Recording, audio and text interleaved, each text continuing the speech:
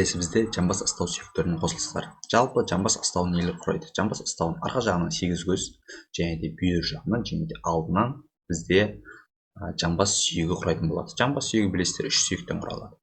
Ол мықын сүйегі, қасаға сүйегі, шондонай сүйегі. Арқа жағынан 8 көз орналасуына байланысты бізде 8 көзбен мықын сүйегі бірігеді. Егер білетін естеріңізде болса, біз фациес аурикулярис, яғни құлақ тәрізді бит деп айтқан болатынбыз. Осы екі сүйекте де бар, және де осы екі сүйектің бірігуі арасында бізде 8 көз мықын буыны пайда болады. Артикуляция сакроилиака. Және де бұның өзіне тән байламдары бар. Ол бірінші бізде алдыңғы 8 көз мықын байламы. Яғни ол 8 көздің алдыңғы жағынан тұрады. Біздің ішкі жағымыздан ол лигаментум сакроилиака антериор. Не болмаса вентралия, болмаса пельвина деп атаймыз. Одан кейінгі бізде артқы 8 көз мықын байламы. Лигаментум сакроилиака постериор, не болмаса тарсалис деп аталады. Одан кейінгі бізде 8 көз мықын сүйек аралық байламы. Лигаментум сакроилиака интероссея деп аталады. Міне, мұнда орналасқан. Және де бұл жердегі буын практикалық түрде қозғалмайды. Егер де жоғарғы курстарда өтесіздер, бұл жерде сакроилиейт деген секілді қабынулық процестер жүреді. Бехтер ауруында, не болмаса қандай бір реактивті артриттерде жоғарғы курстарда өтетін боласыздар. Бұл жерде қабыну процестер жүреді. Бұл жердегі қозғалыс практикалық түрде өте аз. Одан кейінгісі бізде алдыңғы жағынан қасаға симфизімен қосылатын болады. Міне мұнда тұр қасаға симфизі. Қасаға симфизі, симфизис пубика. Одан кейін бұл жерде екі түрлі байламды ажыратамыз. Қасағаның жоғарғы байламы лигаментум пубикум супериор, және де қасағаның төменгі байламы лигаментум пубикум инфериор. Яғни қасаға симфизінің үстінде, мына жерде болды. Қасаға симфизінің үстіңгі байламы лигаментум пубикум супериор, және де астыңғы байламы лигаментум пубикум инфериор. Одан кейін жамбастың біз меншікті байламдарын ажыратамыз. Бұл 8 көз төмпелік байламы лигаментум сакротубераль. Міне мұнда тұр. Бұл шондонай сүйегінің төмпесімен қосылады. Соның арқасында 8 көз төмпе байламы. Оның үстінде бізде көріп тұрғандарыңыздай тағы бір байлам тұр. Бұл бізде лигаментум сакроспиналь, яғни қылқанмен байланысу барысында 8 көз қылқан байламы түзіледі. Осының арқасында бізде қарап тұрсаңыздар екі тесік пайда болды. Мына жерде үлкен тесік, және мұнда кіші тесік. Бұл бізде шондонайлық үлкен тесік, мұнда шондонайлық кіші тесік деп аталады. Бұл форамен исчиатикум майор, және де форамен исчиатикум минор. Яғни шондонайлық кіші тесік, және де үлкен тесік. Бұл тесіктер арқылы бұлшықеттер, жүйке жүйесі, артериялар, және де веналар өтетін болады. Бұл жерде негізгі өтетін бір бұлшықет, бұл алмұрт тәрізді бұлшықет. Оған миологияда тоқталамыз. Яғни тесікті екіге бөледі, алмұрт тәрізді бұлшықет үстіңгі және де астыңғы деген секілді. Одан кейінгі бізде 3 сүйектің қосылуынан ортасында бізде бір тесік пайда болған. Бұл бізде жапқыштық тесік деп аталады. Форамен обтуратория. Және де бұл жапқыштық тесік бізде жарғақпен жабылады. Дәл сүйектердің ортасында секілді. Жарғақ ол бізде форамен мембрана обтураторика деп аталады. Яғни жапқыштық жарғақ. Қарап отырғандарыңызда. Бұл жерде жапқыштық жарғақта бізде жапқыштық өзек болады. Каналис мембрана. Бұл жапқыштық жарғақтан екі жағынан да бұлшықеттер кетеді. Сыртқы жапқыштық бұлшықет және ішкі жапқыштық бұлшықет, және де бұл жердегі өзекті ол екі бұлшықетте жаппайды. Яғни бұл өзек, бұл жерден нервтер және де артериялар өтетін болады. Одан кейін бізде мықын белдік байлам орналасады. Мықын белдік байлам бұл лигаментум илия люмбалия. Міне мұнда тұр. Лигаментум илия люмбалия. Яғни 5-ші бел омыртқасының көлденең өсіндісімен мықын сүйегінің арасындағы байлам. Одан кейін бізде үлкен жамбас астауы және де кіші жамбас астауы деген болады. Пельвис майор және де пельвис минор. Үлкен жамбас астауы ол бізде екі этажға бөлінеді, екі қабатқа бөлінеді. Яғни үлкен жоғарғы бұл екі қанаты және де мына жерден бір сызық жүргіземіз. Бұл осының үсті бізде үлкен жамбас астауы, ал асты бізде кіші жамбас астауына бөлінеді. Одан кейін ары қарай сіздер өздеріңіз оқисыздар. Яғни ер адамда бұл жалпы тас бұл кішкентай болады, әйел адамдарда жалпақ болады. Одан кейін мына симфизде ер адамдарда бұрыш пайда болады. Мына жерде ангулус пубика, яғни қасаға бұрышы, ал әйел адамдарда бұл жерде доға болады, аркус пубика деген секілді. Яғни бұл әйел адамдарда бала босануына байланысты. Симфиз, қасағалық симфиз бұл қай кезде ажырайды? Қасағалық симфиз бұл бала босану кездерінде арасы біршама алыстайды. Яғни бала шығуына оңай болу үшін. Басқа кездерде ажырайтын болса, онда бұлда травматология, яғни хирургиялық араласуды қажет етеді. Одан кейінгі бізде келесі ұршық буыны, артикуляция коакса. Ол неден тұрады? Бұл бізде ұршықтық ойыстан, фосса ацетабулиден тұрады, және де капут осис феморис, яғни ортан жіліктің басынан құралады. Ортан жіліктің басынан құрады. Одан кейін бізде бұл жердегі дәл иықтағы секілді ұршықтық ернеу бар, лябрум ацетабули, ана жерде лябрум глянидалия болған иық буынында. Бұл бізде көптеген қимыл қозғалыстарға алып келеді. Одан кейін бізде дөңгелек байлам деген бар. Дөңгелек аймақ деген зона орбикулярис. Ол мына капсула, мына жерде буынды капсула тұр, осының ішінде тоқпан жіліктің мойнын орап жатады. Бұл бізде зона орбикулярис деп аталады. Одан кейінгі бізде әр жамбас астауында орналасқан жамбас сүйегін құраған сүйектен бізде ортан жілікке қарай байламдар кетіп отырады. Бұл біріншісі бұл қасаға ортан жіліктік байламы, яғни қасаға сүйегінен ортан жілікке қарай байлам кетеді. Қасаға ортан жілік байламы бұл алдыңғы жағында орналасады. Одан кейінгі бізде мықын ортан жіліктік байламы, бұл төменгі қылқанынан басталады да, бұл кіші ұршығына қарай барып бекиді. Не болмаса ұршық аралық сызыққа, линия интертрахентерикаға барып бекиді. Одан кейінгісі бізде шондонай ортан жіліктік байламы. Бұл арқа жағынан көрінеді, және де бұл үлкен ұршыққа барып бекиді. Шондонай ортан жілік байламы лигаментум ишиофеморали. Одан кейінгі бізде ұршық буынының қосымша аппараттарына келетін болсақ, бұл жаңағы айтып өткен лябрум, яғни ұршықтық ернеу мына жерде көрінген. Одан кейінгі бізде ұршықтық ойыстың көлденең байламы лигаментум трансверсум ацетабули, міне мұнда тұр көлденең байламы. Одан кейінгі бізде ортан жіліктің басының байламы, яғни бізде ортан жілік басында фосса капитис феморис, яғни ортан жілік басының шұңқыры деген болатынбыз. Дәл осы жерге бізде ортан жілік басының байламы лигаментум капитис феморис келіп бекитін болады, және де ол дәл ұршық ойысының ортасына барып бекиді. Және де бұл ең мықты байламдардың бірі болып табылады. Себебі бұл жерге өте көп салмақ түседі. Біздің кеудеміз, басымыз, қолдарымыздағы, беліміздегі бүкіл салмақ осы ұршық буынына және де тізе, табан, тобық буындарына келіп түсетін болады.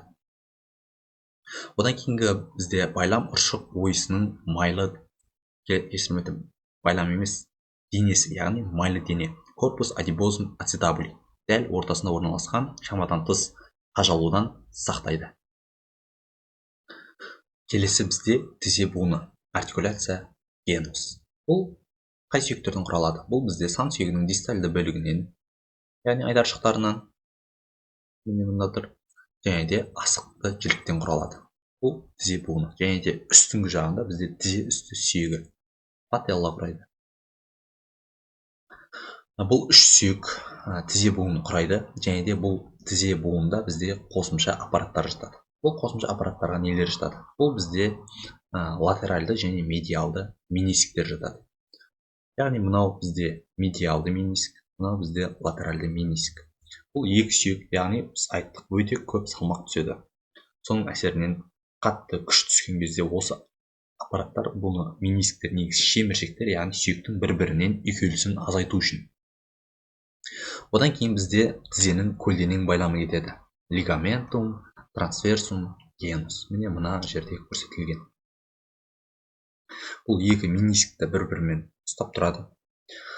негізгі қызметтердің бірі. Одан кейін бізде кіші жіліктің жанама байламы, үлкен жіліктің жанама байламдары кетеді, дәл қолдікі секілді. Яғни латеральды айдаршықтан басталады. Бұл кіші жіліктің басына барып бекиді, лигаментум коллатерале фибуля. Одан кейінгі бізде асықты жіліктің жанама байламы, лигаментум коллатерале тибия. Одан кейінгісі бізде тізе үсті сүйегінің байламы, лигаментум пателла. Лигаментум пателла бұл тізе үсті сүйегіне негізі санның 4 басты бұлшық еті келіп бекиді және де оны жоғары қарай тартып тұрады. Осы тізе үсті сүйегінің байламы егер үзіліп кететін болса, бізде аяғымызды жазу секілді қимыл қозғалыстарды жасай алмай қаламыз. Одан кейінгісі бізде крест тәрізді алдыңғы және крест тәрізді артқы байламдар. Лигаментум круциатум антериор және постериор. Яғни алдыңғы және артқы байламдар. Бұл тізе буынын, яғни мынау бізде тоқпан жілік деп, ортан жілік деп елестететін болса, мынау бізде асықты жілік. Осы асықты жіліктің алдыңғы, егер мынау алдыңғы байлам болатын болса, ол үзіліп кететін болса, онда біз тізе асықты жілігіміз бұл алды қарай жылжып кететін болады. Одан кейін бізде крест тәрізді артқы байлам. Егер бұл крест тәрізді артқы байлам үзіліп кететін болса, онда ол бізде асық жілігіміз бұл артқа қарай жылжып кететін болады. Яғни осы алдыға артқа жылжып кетпес үшін қамтамасыз ететін крест тәрізді байламдар. Бұл крест тәрізді байламдар асықты жіліктің, яғни томпағына, эминентияға барып бекиді. Егер анатомиядан естеріңізде болатын болса, асықты жілік томпағы эминентия ос тибияға барып бекиді.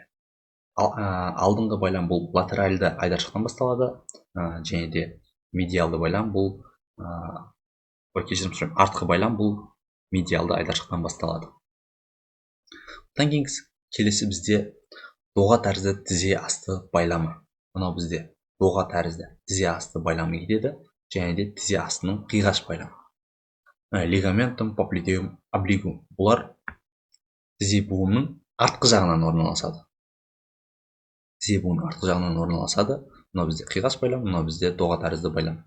Одан кейін мениск ортан жіліктік алдыңғы байлам және мениск ортан жіліктік артқы байламдар деген болады. Лигаментум менискоформе anterior et posterior. Ол мына жерде көрініс береді. Мынау бізде алдыңғы байлам, мынау бізде артқы байлам болады. Яғни мениск тәрізді алдыңғы байлам және де артқы байлам. Лигаментум менискофеморале posterior et anterior. Сонымен келесі бізде сирақ сүйектердің қосылыстары. Сирақ сүйектері асықты жілік және де кіші жіліктен тұрады. Асықты жілік бұл медиалды, кіші жілік бұл бізде латеральды орналасады. Және де бұлар жоғарғы жағында жілік аралық буын құрайды. Артикуляция тибио-фибулярис. Ал төменгі жағында бұлар жілік аралық синтесмоз құрайды. Яғни синтесмоз тибио-фибулярис. Және де бұлар екеуінің ортасында бізде сүйек аралық жарғақ болады. Дәл білек сүйектері секілді мембрана интероссея крурис. Яғни сирақтың сүйек аралық жарғағы. Одан кейін жоғары жағында бізде екі байламды ажыратамыз. Лигаментум capitis fibula anterior et posterior, яғни кіші жілік басының алдыңғы және артқы байламы. Алдыңғы байламы бұл сәйкесінше алдыңғы жағында орналасады, ал артқы байламы бұл дәл соның артқы жағында орналасатын болады. Одан кейін бізде мына жерде болды ғой, мінде. Мынау алдыңғы байлам, мынау артқы байламы. Лигаментум capitis fibula anterior et posterior. Одан кейін төменгі жағында, синтесмоздың алдыңғы жағында бізде алдыңғы және артқы жілік аралық байламдар кетеді. Лигаментум tibia fibulae anterior et posterior. Алдыңғы жағында, артқы жағында артқы байламы орналасады. Алдыңғы жағында алдыңғы байламы, артқы жағында артқы байламы. Одан кейінгі бізде сирақ топай буыны, артикуляция талокруриалис. Не болмаса, бұны біз тобық буыны деп атаймыз. Тобық буынында нелер қатысады? Бұл бізде асықты жілік, кіші жілік және де топай сүйектері қатысады. Топай сүйегі немесе асық сүйегі бұл жоғары астыңғы жағында орналасатын болса, бізде үстіңгі жағынан кіші жілік және де үлкен жілік не болмаса асықты жілік олар келіп үстінен шанышқы тәрізді былай орналасады. Яғни жөнінен де білесіздер сіздер, бұл жерде малолеус бар, яғни латеральды және де медиалды тобықтар. Осы екеуі топай сүйегінің екі жағынан орналасады. Сөйтіп бұлар бізде сирақ топай буыны немесе тобық буыны артикуляция талокруралисті құрайды.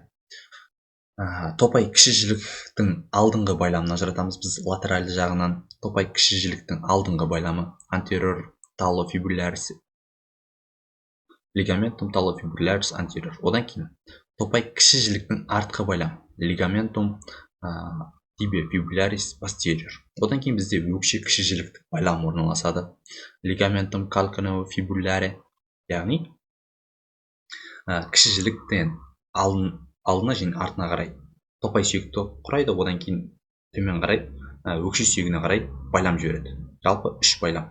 Одан кейін бізде делта тәрізді байлам кетеді. Не болмаса кітаптарда оны медиалды байлам деп те атайды. Ligamentum deltoideum. Бұл бізде асықты жілік пен өкше сүйегінің арасында орналасқан.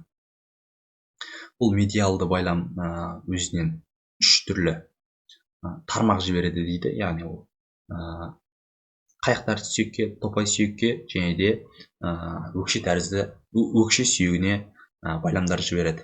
Және олардың аттары сәйкесінше болады. Ligamentum tibio naviculare, ligamentum tibio talotibiale және де ligamentum tibio calcanei болады. Келесі бізде аяқ ұшы сүйектерінің қосылыстары. Аяқ ұшы сүйектерінің қосылыстарына кірмес бұрын мен мына жерде көрсете кетейін. Мынау бізде ligamentum tibiofibulare anterior, яғни сирақтың алдыңғы байламы. Мына бізде мембрана болатын болса. Одан кейінгі бізде жаңағы кеткен 3 байлам, мына бізде делта тәрізді байлам. Не болмаса оның 3 кеткен байламын айтамыз. Одан кейін біз енді аяқ ұшы сүйектерінің қосылыстарына келетін болсақ, бізде бірінші тілерсек табан буыны, яғни тілерсектің дистальда орналасқан 4 сүйегі және де табан сүйектерінің арасында орналасқан артикуляция тарса метатарсия деп аталады. Не болмаса бұны Лисфранк буыны деп атайды. Яғни Лисфранк буыны. Бұл не үшін Лисфранк деп аталған? Себебі бұны Лисфранк атты ғалым ашқан және де бұл жерде Лисфранк кілті деген болады. Яғни осы жердегі байламдар кесілмейтін болса, астыңғы жағында орналасқан байламдар кесілмейтін болса, онда біз тілерсек табан буынына қарай доступ ала алмаймыз. Яғни ол жерге қарай біз кіре алмаймыз және де бұл буын ашылмайды. Одан кейін тілерсектің дистальды қатар сүйектері кіреді бұл жерге. Дистальды қатар сүйектері қайық тәрізді сүйектен басқасы. Қайық тәрізді сүйек ос навикуляре бұл жерге кірмейді. Бұл жерге сына тәрізді 3 сүйек және де куб тәрізді сүйек кіреді. Одан кейін бізде жеке буын қапшықтарын түзеді. Бұл жерде әр сүйек жеке буын қапшықтарын түзеді. Әр сүйек емес, әр 2 сүйек жеке буын қапшығын түзеді. Бұл жерде бірінші табан сүйегімен медиалды сына тәрізді сүйек жеке қапшық түзеді. Екінші табан сүйегімен аралық сына тәрізді сүйек жеке қапшық түзеді және де латеральды сына тәрізді сүйекпен 3-ші және 4-ші сүйектер жеке қапшық түзеді және де бізде куб тәрізді сүйекпен 5-ші табан сүйегі жеке қапшықтар түзетін болады. Одан кейін бұл жерде бізде байламдар кетеді. Бұл жерде тілерсек табандық сыртқы байламдар. Ligamentum tarsa metatarsия dorsalis, яғни сыртқы жағында орналасқан.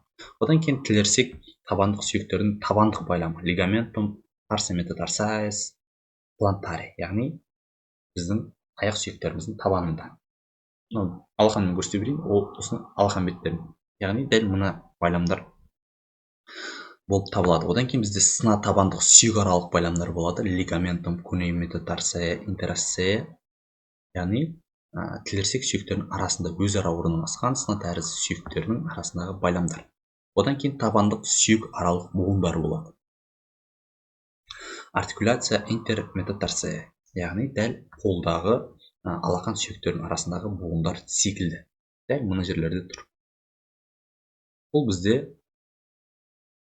табандық сүйек аралық байламдар арқылы бір-бірімен байланысады. Ligamentum metatarsия interossia. Одан кейінгісі бізде аяқ ұшы сүйектердің қосылыстары табан фалангалық буын, артикуляция, метатарсия, фалангея. Міне мұнда тұр. Бұл да дәл қол ұшы сүйектері секілді жанама байламдар арқылы байланысады. Лигаментум коллатерале және де табандық байламдар лигаментум плантаре арқылы байланысады. Жанама байламдар екі шетте орналасады. Латераль және медиал деп екеуі үйлесе салса да болады. Одан кейінгісі бізде табанның фаланга аралық буындар, артикуляция интерфалангея педис. Қолдардікі артикуляция интерфалангея ғана болатын болса, аяқтікіне педис деген жалғау жалғанады.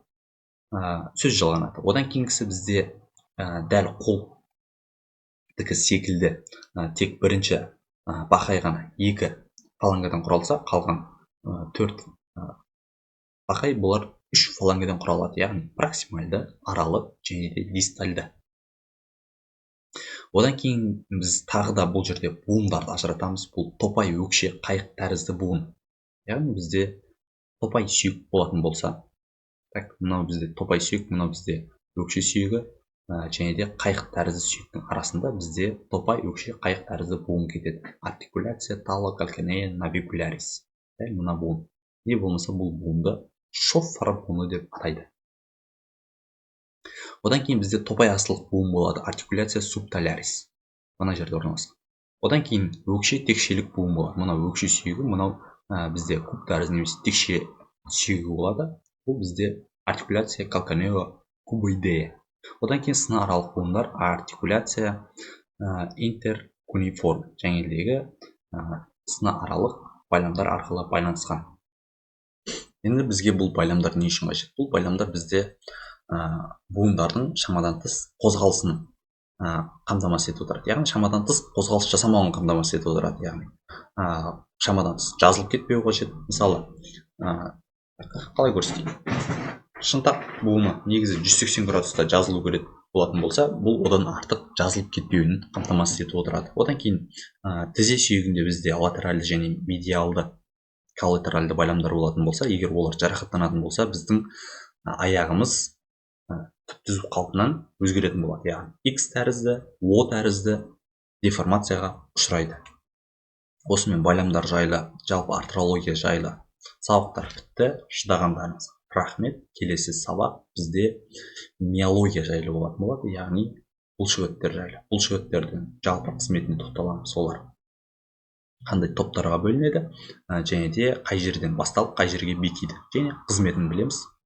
Жалпы бұлшықет жайлы білу керек заттар осы. Келесі миологияда кездескенше сау болыңыздар.